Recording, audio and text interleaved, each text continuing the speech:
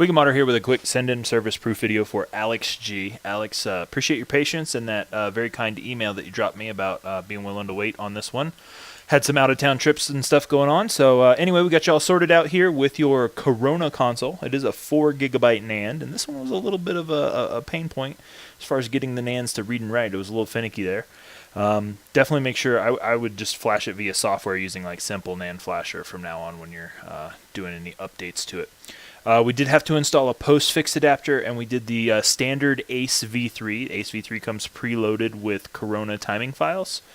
So it's a non-CR4 standard RGH2 installation and has provided really nice quick boot times on this thing. We did the red LED, as you can see here, and that center, or that ring illuminating all the way around it here, is an indicator that the console has successfully booted. So when you see that full ring illuminate here, which should have already happened by now, to be honest. So we'll run a quick second boot once it hits the first one here to show you that they are going faster than this first one. There we go.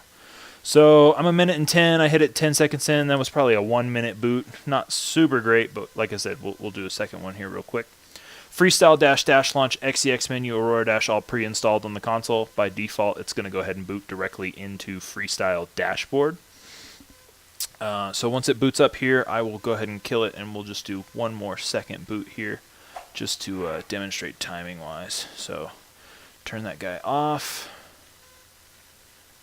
And alright, I'm going to hit it at 145, so there we go. And we'll give this a second to boot again.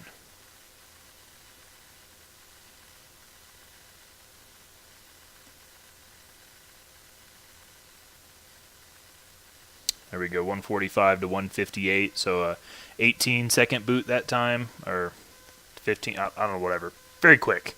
Anyhow, you can see that first boot was just a little bit of a fluke. When you disconnect and reconnect power, oftentimes that first boot will be a little slower, and then subsequent power cycles with the power supply not being disconnected will be a little quicker there. So you can see it's booted up into Freestyle again.